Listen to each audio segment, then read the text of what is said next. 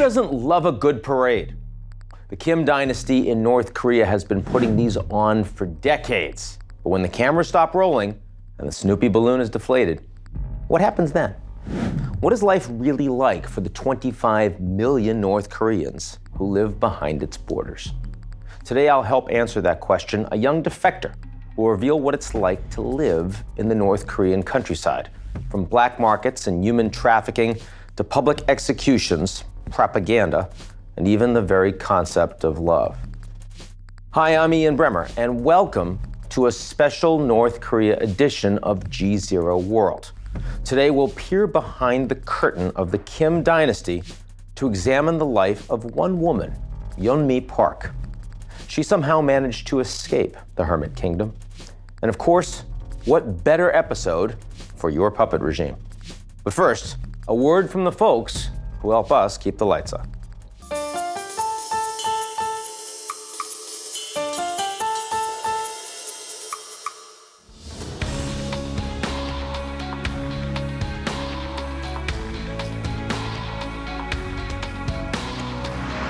Have you ever had one of those on-again, off-again relationships, either socially or geopolitically?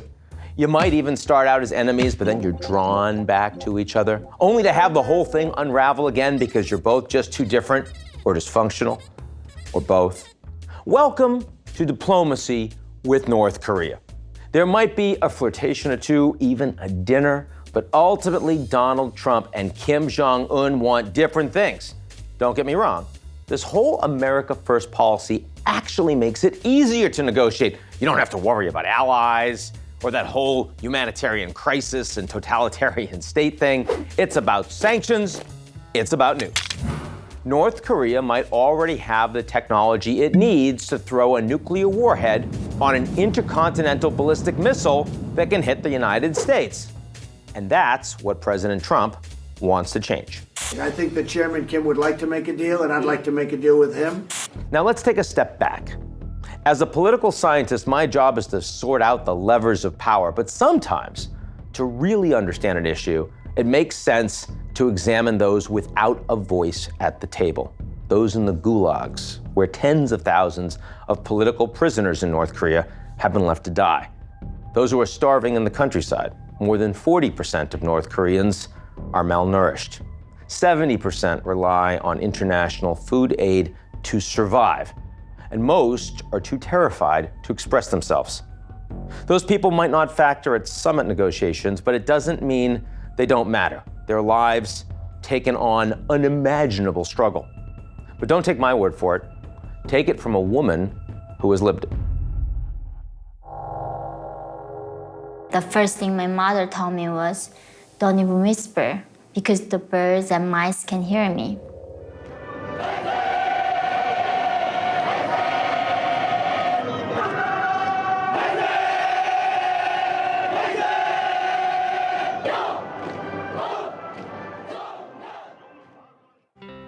I was born in 1993 in the northern part of North Korea. There was a river that divided China and North Korea, and I was right there in the northern part in the border area. My day would be, going to school in the morning, and I had to bring work clothes because in North Korea, we don't really say someone's minor that they cannot do labor work. Even the 7 years old, 8 years old, they all have to work. And because we are revolutionaries, our existence is only for the party. It's not for ourselves or for anything else. We just live for the party. They never teach us what critical thinking is. All I learned was revolution history about our dear leaders, how great they were, what kind of miracles they can make, and how they were protecting us from our enemies, which was Americans. If you look at the picture, with the Kim Jong-il, the previous Kim, with the other people in North Korea, he is literally the fattest guy in that picture. He's pretty big. But in North Korea, they taught us in schools everywhere that Kims are starving for us. He's working so hard to keep us safe from our American enemies. And he's starving. and I believed in North Korea. So a lot of them are brainwashed in North Korea right now, even till this day. But the ones who are not still have no resources to do anything about it. I was never able to call, Americans like Americans. I had to call them American bastards. Even in my math class, when they taught us with a math problem, the teachers tried how to do, learn numbers. It was like, there are 4 American bastards. You killed 2 of them. Then how many Americans you left to kill? Then as a child, I say 2 American bastards. So education, everything in the society, the songs that I sang, the books that I read, the movies that I watched, everything that was about their leader and propaganda. After all that class ends in the afternoon, we go to construction sites, or we go to where the flood happened. We go help the farmers out. While we are doing all those labor, we just try to look for things to eat, even if there's some after the harvest, some few grains left there, we are just trying to find that to eat. So what I just really remember was being hungry.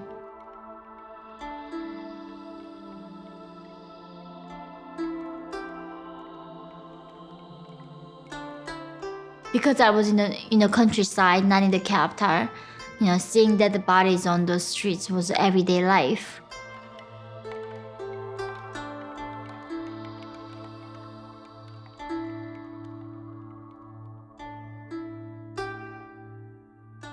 As a child, for myself, I was going to mountains, eating flowers, plants, eating dragonflies or eating grasshoppers, and that's how I barely survived. But my case, I was lucky because I'm here today. I survived all that. But so many millions of my neighbors, friends, my relatives, and Northern people just died during that time for just nothing, for not having food. As a child, when someone asked me what would I want to be, what my dream was having one bucket of bread. Because I never knew that, I never tested my stomach that I could feel full. And hunger means here is just hunger, but in North Korea, hunger means death. You're starving in your household, and what do? You gotta go somewhere in the alley or somewhere, and you sell one of your spoons, you sell one of your clothes, you sell one of your blankets. I traded with 1 pound of corn, 1 pound of rice, and that's how it began initially. And then people learned, then I can make rice cake at home. I can cook a tempura at home. I'm gonna sell in those alleys. So there was no certain location that was people allowed to trade. Those people were, we call a grasshopper market, that people had to keep running away from the officials who were trying to catch them. In the northern parts of North Korea, there are a lot of selling drugs to China, or they are selling a lot of different natural resources from North Korea. We sell them gold, we sell them copper for the trading. Those China give to them what they ask for, and those are a lot of times are foreign information like DVDs or USB sticks with American Hollywood movies in it.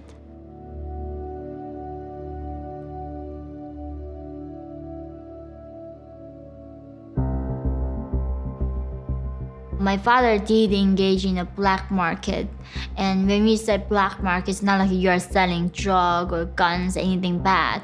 He was literally selling sugar, rice, clocks, and all the daily things that you need. And then eventually he tried to sell metals like silver, copper, nickel, and that was a crime because he was trading.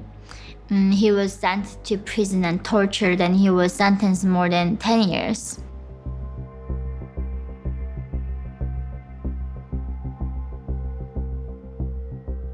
And if my father is a criminal, they say that my blood is tainted, that I am a criminal's daughter.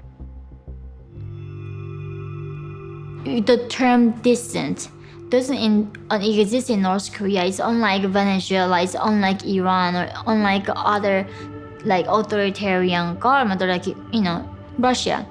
The distance doesn't exist because there is a zero tolerance by the government. If you say something wrong, not only yourself being publicly executed, that 3 generations of your family being affected because of you. So if I do something today in North Korea saying that I don't like the regime, then my mother, my son, my husband, and my husband's family, my mother's family, everyone around me is being affected. North Korea have a public execution, and there's no concept of minor. If there's a public execution, as a child, as a elder, anybody have to go there to see a person getting killed. And people get disappeared all the time in North Korea. And my mother saw a young man who was getting executed because he ate a cow. He had TB and he ate a cow, and that was a crime because all the cows were owned by the government. So our lives are not even as valuable as cows that North Korea has.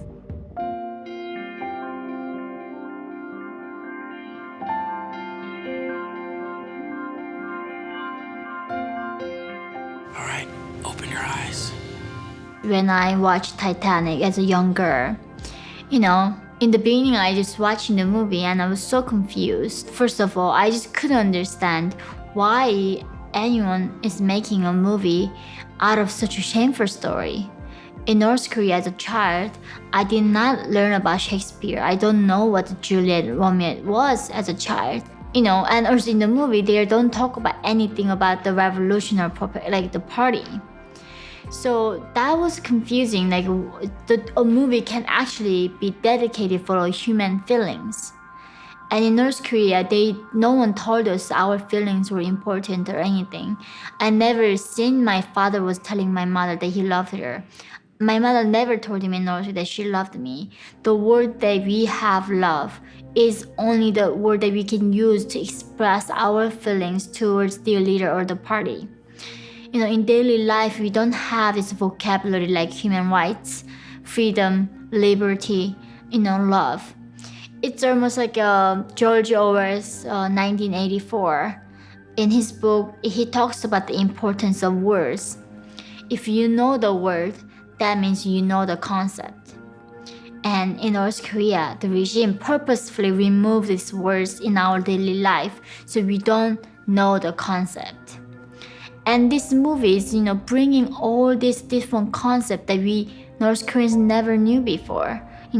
A person can die for the other person. We don't have to become all revolutionaries. I think all these things do inspire a lot of especially young people, young generation. And I do think this is a revolution, a quiet, silent revolution. But this awareness is not enough to change this powerful dictator because, it's as a free word that we cannot do anything about this monstrous dictator. How a person in North Korea are so vulnerable can do anything about this regime. So I think even though this revolution is only getting bigger and stronger, but I don't think at any point right now this awareness gonna overthrow the regime because they don't have the resources to do so. My sister, she was 16 years old. She escaped with her friend. I wanted to escape with her, but I couldn't because I have really bad stomachache. My mother took me to the hospital, and in North Korea we don't have X-rays or electricities or to figure out what's wrong with me. Just simply, doctor rubbed my belly and he said that I have appendix, that it has to be removed right away. So that afternoon, he removed my appendix without any painkiller. And then when they opened, it was just malnutrition and infection that I was experiencing. In the hospital, we saw so many dead bodies just scrambled in the middle of the way to going to the bathroom. And my mother simply asked, like, to the nurse, why are you not taking those bodies? Because we could see where rats were eating humans. And humans are hungry, so we eat those rats back. And the nurse was saying that we just don't have gas to drive them away. And that's like we knew that we gotta get out of there unless we are going to be one of those people who were eaten by rats. That was 2007, end of March. We found the people who wanted to send us to China. They helped us to cross the frozen river to China. Normally, they are like guards with a machine gun standing there every 10 meters and try to shoot people who crosses illegally. And the brokers that had a connection, and they safely sent us to China. As soon as we arrived in China, my mother and myself, the first thing was my mother being raped by the broker in China. And they told us, because of the one-child policy that China had, there are not enough women in China, and they need these North Korean women as bribes, and they set us like animals to Chinese men. We are sold to brothels, we are sold to men with mental illness, anywhere that anybody who has money to buy us. And I was 13 at the time. They told me that I had to be separated from my mother. I had to be also sold as a bribe.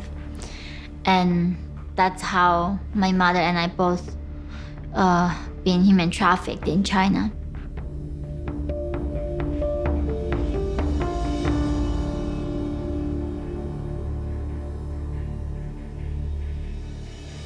After being bought by a man, which was another broker, who supposedly finding me a husband who was going to buy me, he told me that he wanted me to become his mistress. And I was 13. I wanted to kill myself. I couldn't take it. And when I was trying to kill myself, he told me that if I become his mistress, he would bring my mother and bring my father to me. So I did become his mistress, and he bought my mother from a farmer who bought my mom, and he brought my sick father from North Korea. After there being in China for 2 years, he somehow letting me go with my mother. But during that time, my father already passed away from his colon cancer he caught in the prison camp. And that was after Beijing Olympic in 2008. My mother and I found the missionaries in South Korea in China from South Korea. They were helping us to go to South Korea where we could become safe. And they told us, if we believe in God, if we believe in Christianity, they were going to help us. So we had to study Bible. We had to become believers. And they told us to going to South Korea, we had to basically walk across the Gobi Desert from China to Mongolia. First, some miracle happens, then if we safely arrive in Mongolia, then we have to find the soldiers, and they will help us to South Korea. And that's what we did in 2009. In February, I think, it was minus 40 degrees in the desert in Mongolia. We walked across the Gobi Desert, just following a compass in our hand. And after we crossed many wire fences, we did arrive in Mongolia. We found the guards, and they helped us to reach South Korean consulate. And a few months later, they took us to South Korea from Mongolia. And from South Korea, I was there. And a few years ago, I started working as a human rights activist and moved to America.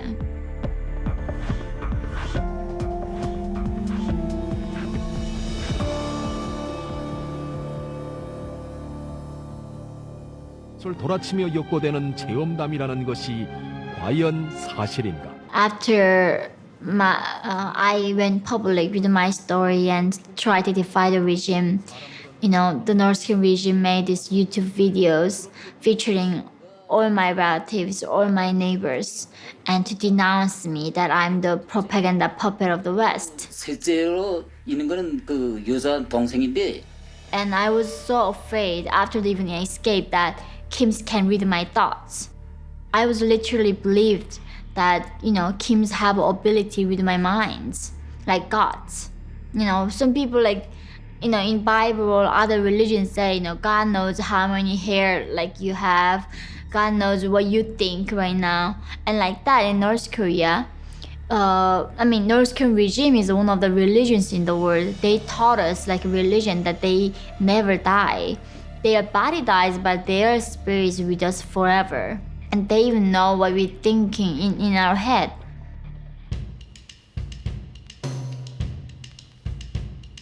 It is marvelous. We have everything that we need to be grateful in this world. But when I was living in New York, and I had a lot of friends who was actually going to therapy. And when I try to go out to the restaurant, my friends is the first thing they go look it up is reviews. And I always thought the food was about the quantity, it was never about the quality. And a lot of people, it was about the quality. I think it's a wonderful thing. But I think I didn't quite understand yet back then that having too much can be also a problem. So many people in America struggling with obese, and they try to stay healthy and all that. So, I think just sometimes to me is understanding also this modernity and abundance. This can be also hard for some people, was difficult. And it just took some time for me to understand there is a struggles even in this abundance.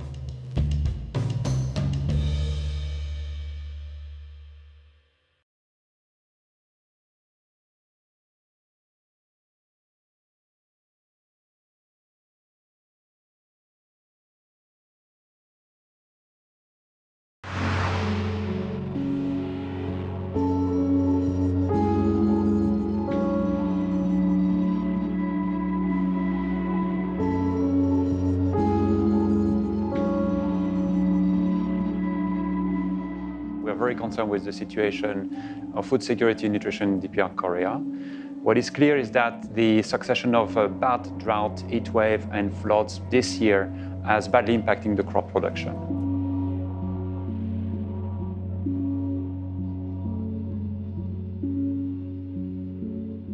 Some 10.9 million people, nearly half of the population of North Korea, are undernourished and suffer from food insecurity.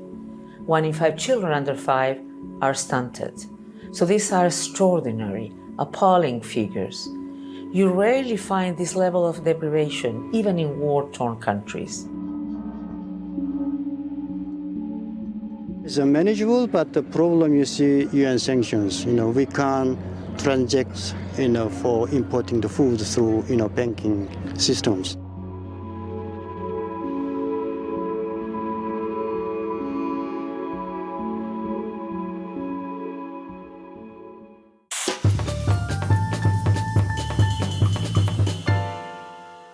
And now for something completely different, I've got your puppet regime. Mr. Kim, Donald Trump says he will stop you from getting a nuclear weapon that can hit the continental United States. What do you say? From my cold dead hands, Mr. Ian. From my cold dead... He's not lying, folks. Let me ask you a question, Mr. Ian. Will Mr. Donald give up his nuclear weapons? I highly doubt. Well, then we cannot have nuclear weapons in the hands of only one erratic leader with spectacular hair. Well, I suppose. Did you see what happened to Gaddafi? And to Hussein? And to Phil Jackson? Very sad. Only one thing can stop a bad man with a nuclear weapon. And that is a good man with a nuclear weapon. But nuclear weapons could kill us all. Nuclear weapons do not kill people, Mr. Ian. Supreme disrespect comrade leaders and mentally deranged dotards kill people. That's our show this week. We'll be back next week. We will. I know we will, unless something happens to me, in which case this show's done. But don't miss it otherwise. In the meantime, if you like what you've seen, check us out on GZEROmedia.com.